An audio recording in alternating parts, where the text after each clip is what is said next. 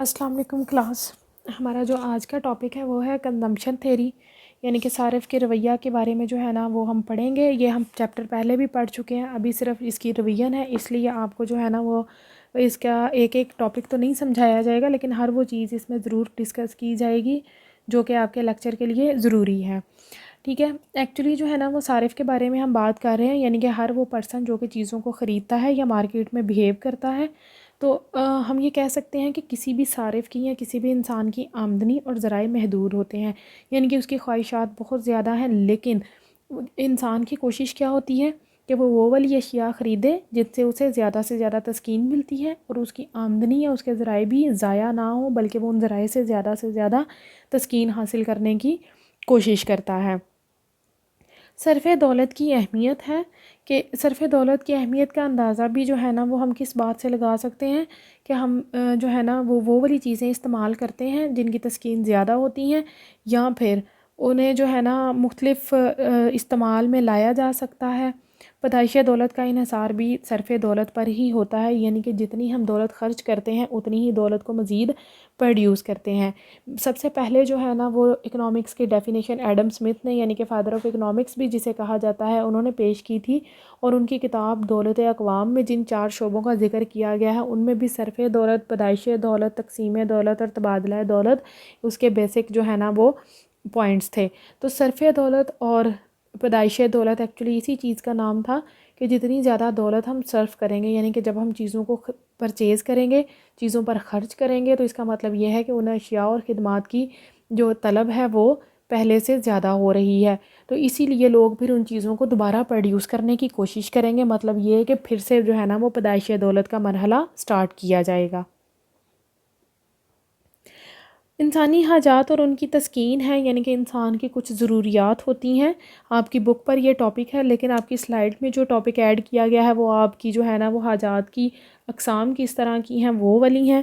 تو حاجت کسے کہتے ہیں؟ ایکچولی جو انسان کی ضرورت ہوتی ہے یا اس کی جو خواہش ہوتی ہے، یعنی کہ انسان جو ہے نا وہ کن کن چیزوں کی خواہش کر سکتا ہے یا وہ کون سی اشیاء ہیں جو کہ انسان کی زندگی کو گزارنے کے لیے بہت ضروری ہوتی ہیں.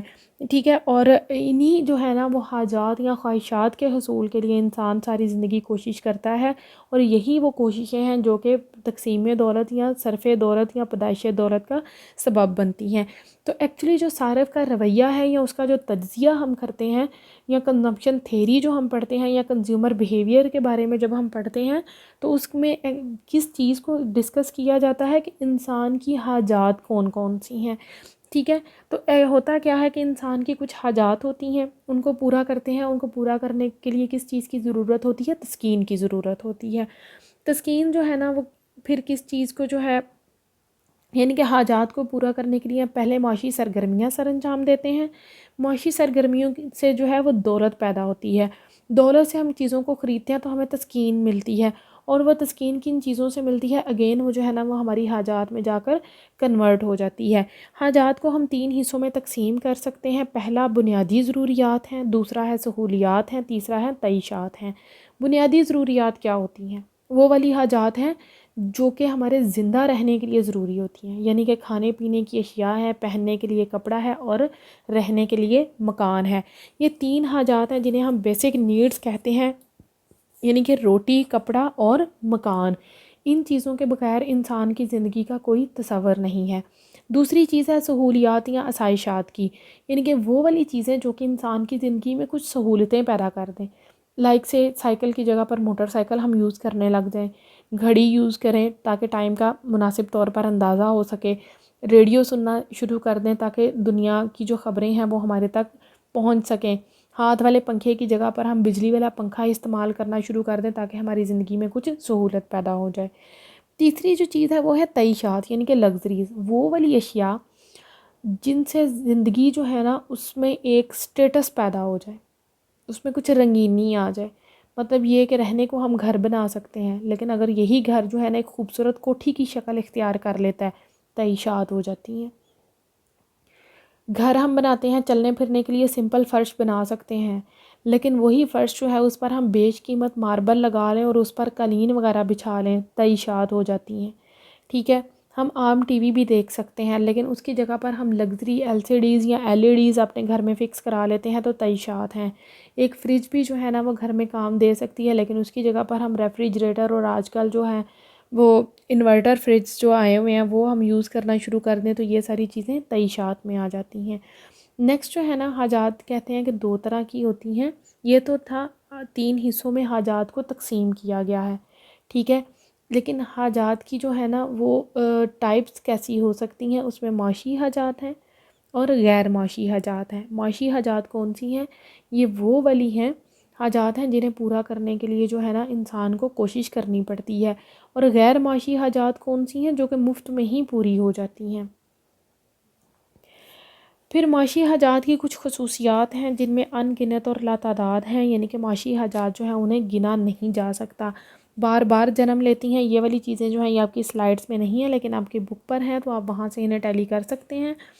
یہ بار بار جنم لیتی ہیں، یعنی کہ حاجات ایک دفعہ پوری نہیں ہو جاتی بلکہ جب ہم انہیں پورا کر لیتے ہیں تو اس کے بعد یہ پھر نئے سرے سے پیدا ہو جاتی ہیں۔ فار ایگزامپل ایک دفعہ ہم کپڑے خرید لیتے ہیں تو اس کے بعد ہمیں دوبارہ کپڑے خریدنے کی ضرورت پڑتی ہے، بلکہ یہ حاجت بھی محسوس ہوتی ہے کہ ہمیں کپڑے خریدنے چاہیے۔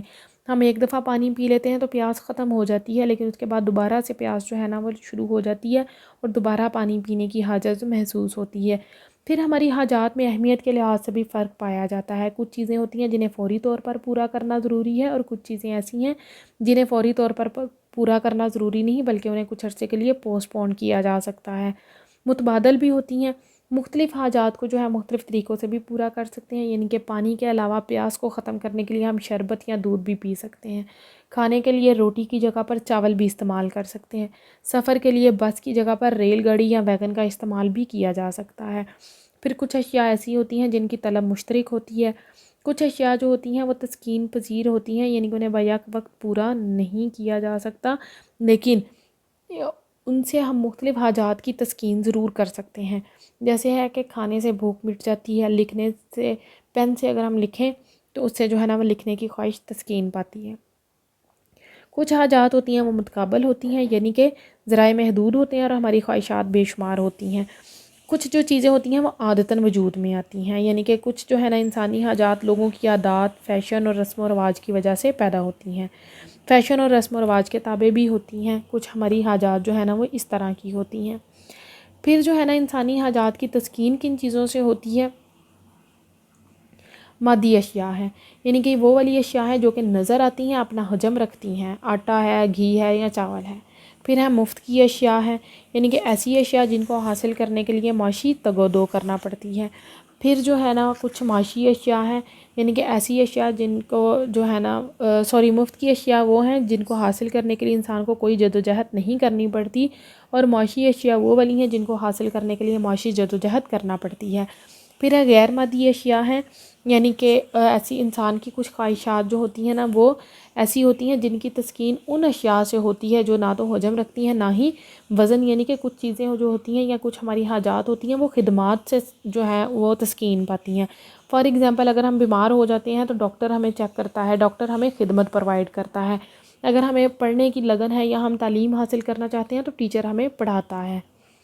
پھر اشیاء صارفین ہیں، یعنی کہ ایسی اشیاء ہیں جن سے ہماری حاجات کی براہ راست تسکین نہیں ہوتی، لیکن کیا ہے کہ کچھ چیزوں کو ان کی تسکین حاصل کرنے کے لیے یا کچھ ایسی حاجات ہوتی ہیں انہیں پورا کرنے کے لیے انہیں استعمال کیا جاتا ہے۔ جیسے پانی پینے سے پیاس ختم ہو جاتی ہے، کار کو ہم سواری کے کام لے آتے ہیں، کپڑے سے ہم جو ہے نا وہ اپنا ڈریس بنا لیتے ہیں، اس طرح کی چیزیں۔ پھر اشیاء سرمایہ ہے، یعنی کہ حاجات کی براہ راست تسکین تو نہیں کرتی لیکن ان چیزوں کو پروڈیوس کرتی ہیں جن سے ہماری ضروریات کو پورا کیا جا سکتا ہے، جیسے کہ سیمنٹ اور سریا وغیرہ ہیں۔ براہ راست ان کا ہماری زندگی میں کوئی کام نہیں ہے، یعنی کہ سیمنٹ اور سریا نہ تو ہم کھا سکتے ہیں نہ ہی انہیں پہن سکتے ہیں، لیکن ہماری مکان کی حاجت کو پورا کرنے کے لیے جو ہے نا یہ ضرور کام آتے ہیں۔ اوکے بچوں، تھینک یو اینڈ اللہ حافظ۔